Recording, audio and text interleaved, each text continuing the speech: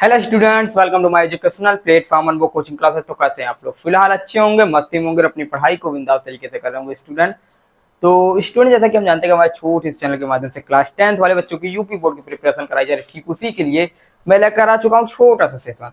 तो भैया देखिए, जो बच्चे क्लास 9th से क्लास 10th में गए हैं और उनके बोर्ड यानी कि परीक्षाएं खत्म हो गई हैं, ठीक, यानी उनकी क्लासेस स्टार्ट हो चुकी हैं, तो वो बच्चे अब देखिए, हम पहले अगला भी सेशन कई सेशन ले चुके हैं क्लास 10th वाले बच्चों के लिए, जो बच्चे 2025-26 की प्रिपरेशन कर रहे हैं, ठीक है।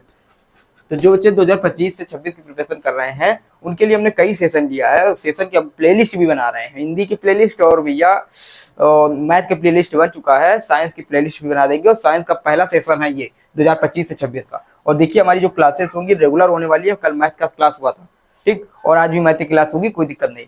हमने वास्तविक संख्या चैप्टर के बारे में डिस्कस किया था, ठीक है। तो इसमें हम बात करने वाले हैं, देखिए, हम विज्ञान के बारे में सिर्फ ऊपर ऊपर देखेंगे, ठीक। हम डीप में गहराई में ना जाते हुए खाली ऊपर ऊपर ऐसे ही विज्ञान को देखेंगे। और विज्ञान को आप लोग क्लास 9 में पढ़ा ही होगा, अगर नहीं पढ़ा है तो अच्छे से पढ़ के लीजिएगा क्लास 10 में, ठीक। अब 9th मत खोलिएगा कि 9th यहाँ पढ़ने बैठ जाइएगा, क्योंकि 10th की पढ़ाई करनी है आपको, ठीक। तो हम बात करते हैं विज्ञान के बारे में। तो भैया, मैथ और साइंस ही दो सब्जेक्ट ऐसे हैं जो आपकी परसेंटेज को डाउन भी कर सकते हैं, आपकी परसेंटेज को अप भी कर सकते हैं, यानी बढ़ा भी सकते हैं। तो देखिए, साइंस में क्या है, विज्ञान यानी इसमें हम बात करते हैं विज्ञान में हम बात करते हैं जो हमारा साइंस होता है, ये साइंस है ना।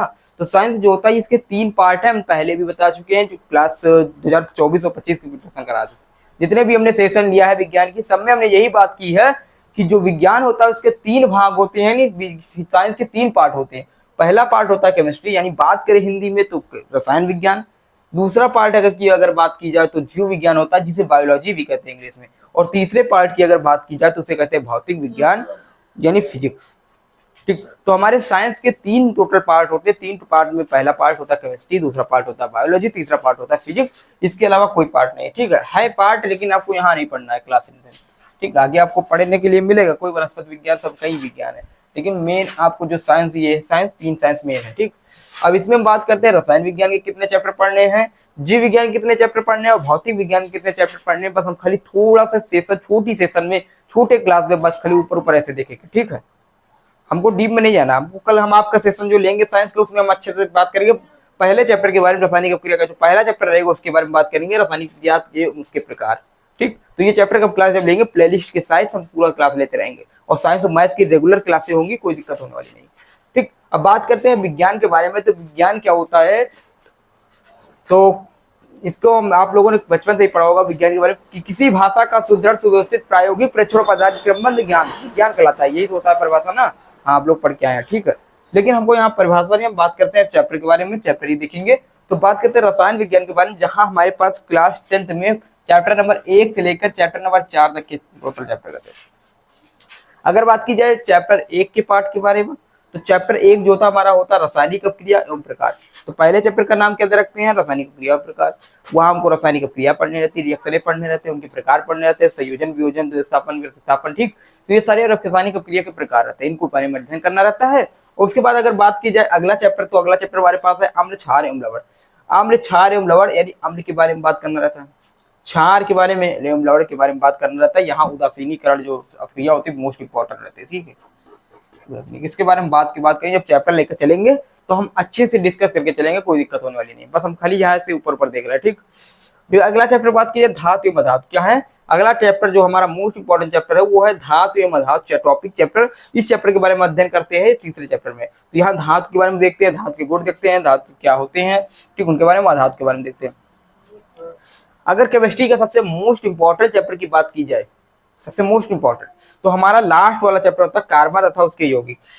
ये मोस्ट इंपॉर्टेंट चैप्टर है, वीएमपी लगाइए। अगर हमको ये समझ नहीं आता, समझ लिया आपको केमिस्ट्री नहीं समझ आता, क्योंकि सारे ये कार्बनिक चैप्टर रहते हैं, लेकिन ये क्या होता है, कार्बनिक चैप्टर रहता है, ऑर्गेनिक केमिस्ट्री रहता है, और इससे वेटेज बहुत रहता है हमारे बोर्ड एग्जाम में, ठीक। तो चौथा चैप्टर, लास्ट वाला चैप्टर अच्छे से पढ़ के जाइएगा, कोई दिक्कत होने वाली नहीं है। लेकिन हम उसको पढ़ाएंगे, अभी हम खाली से ऊपर दिखाने। अप्रैल से हमने बताया था ना, अप्रैल से आपकी क्लासेस रेगुलर स्टार्ट हो जाएगी, तो हम पहले से ही आपको ऐसे करा रहे हैं। आपकी क्लासेस समझ लीजिए आज ही से स्टार्ट हो गई है, ठीक है, तो कोई दिक्कत नहीं। उसके बाद करते हैं जीव विज्ञान के बारे में। तो जीव विज्ञान के बारे में अगर हम बात करें तो हमारे पास एक होता है जैव प्रक्रम, पहला चैप्टर। नियंत्रण तथा समन्वय, दूसरा चैप्टर, अब यहाँ जैव प्रक्रम के बारे में, जीवित रहने के लिए जो जो प्रक्रम है उन प्रक्रम के बारे में हम देखेंगे पहले चैप्टर में। ठीक, उसके बाद हमारे पास दे रखा है नियंत्रण तथा समन्वय। क्या है? नियंत्रण तथा समन्वय। यहाँ हमको अपने मस्तिष्क के बारे में, न्यूरॉन के बारे में अध्ययन करना रहता है। इसके बारे में देखेंगे कैसे नियंत्रण रहता है हमारे शरीर पे। जीव जनन कैसे करते हैं, तीसरा चैप्टर मोस्ट इंपॉर्टेंट चैप्टर है। यहाँ जनरल नर जनन था तो मादा जनन था, आपके लिए मोस्ट इंपॉर्टेंट रहने वाले हैं। ठीक है, तो जीव जनन कैसे करते हैं ये चैप्टर इंपॉर्टेंट है आप लोगों के लिए। उसके बाद करते हैं आनुवंशिकता, सबसे बढ़िया चैप्टर है आनुवंशिकता। तो टोटल हमारे पास 4 चैप्टर दे रखे हैं। पहला चैप्टर दे रखा है जैव प्रक्रम, दूसरा दे रखा है नियंत्रण तथा समन्वय, तीसरा दे रखा है जीव जनन कैसे करते हैं, और चौथा दे रखा है आनुवंशिकता। तो ये टोटल आपके 4 चैप्टर बायोलॉजी से थे, यानी जीव विज्ञान से थे, और 4 चैप्टर आपके रसायन विज्ञान यानी केमिस्ट्री से थे। ठीक, तो इन 4 चैप्टर आप टोटल यहाँ तक हो जाते हैं 8 चैप्टर। उसके बाद बात करते हैं भौतिक विज्ञान से, तो भौतिक विज्ञान के अभी आपके टोटल 4 चैप्टर पढ़ने रहते हैं, 4 यूनिट पढ़ने रहते हैं। इनके अंदर के हम टॉपिक के बारे में भी डिस्कस करेंगे जब हमको आपको सेशन लेकर आएंगे। ठीक है, जैसे हम चैप्टर नंबर 1 लेकर आएंगे केमिस्ट्री का, तो रासायनिक क्रिया में उसके प्रकार, तो पहले हम डिस्कस करेंगे कि इस रासायनिक क्रिया में उसके प्रकार में कौन कौन से टॉपिक पढ़ने हैं। ठीक, कौन कौन से टॉपिक पढ़ने हैं तो उन टॉपिक को हम बताएंगे। उसके बाद आपका नोट्स बना लीजिएगा, और उसके बाद हम उन्हीं के पे आधारित जितने भी इंपॉर्टेंट क्वेश्चन रहेंगे उनको करेंगे बढ़िया अच्छे से, कोई दिक्कत होने वाली नहीं। ठीक है, पूरा हम देखेंगे। उसके बाद बात करते हैं भौतिक विज्ञान। क्या है भौतिक विज्ञान? भौतिक विज्ञान में हम अगर बात करें तो हमारे पास पहला चैप्टर रहता है प्रकाश का परावर्तन तथा अपवर्तन। यहाँ हमको प्रकाश के बारे में अध्ययन करना रहता है। क्या रहता है? प्रकाश के बारे में अध्ययन करना रहता है। आप लोगों ने ध्वनि तरंगों के बारे में अध्ययन किया होगा, ध्वनि तरंगे। ठीक, क्लास 9 में यहाँ प्रकाश के बारे में, आपका जो क्लास 9 का फिजिक्स है बिल्कुल अलग है क्लास 10 के फिजिक्स से। यानी आप क्लास 9 में जो कुछ भी पढ़ते आते हैं वो क्लास 10 में कुछ भी नहीं पढ़ना रहता, उससे डिफिकल्ट, उससे आगे जाके आपको पढ़ना रहता, अलग ही आ जाता है। ठीक है, यानी आपका क्लास जो 10th का फिजिक्स है वो क्लास 8 का फिजिक्स से मिलता जुलता रहता है, और 9th का जो फिजिक्स रहता है वो क्लास 11 पे आप लोगों को मिलता है, कोई दिक्कत होने वाली नहीं। ठीक, तो यहाँ अगर बात करें तो प्रकाश का परावर्तन के बारे में और प्रकाश के अपवर्तन के बारे में अध्ययन करना रहता है। उसके बाद बात करें अगर मानव नेत्र, फिर अगला चैप्टर है हमारे पास मानव नेत्र, यानी मनुष्य की आंखों के बारे में अध्ययन करना रहता है, और उससे संबंधित जितने भी दोष है हमारी आंखों में उसके बारे में अध्ययन करना रहता है, मानव नेत्र तथा दोष।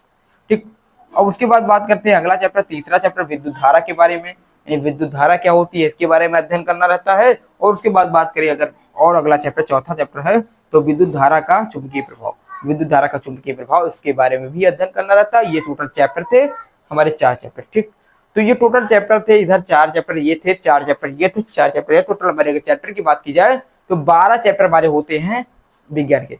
तो विज्ञान के टोटल 12 चैप्टर रहने वाले हैं। इन 12 चैप्टरों को हमको अच्छे से पढ़ना है और बेस्ट स्टडी के साथ पढ़ना है।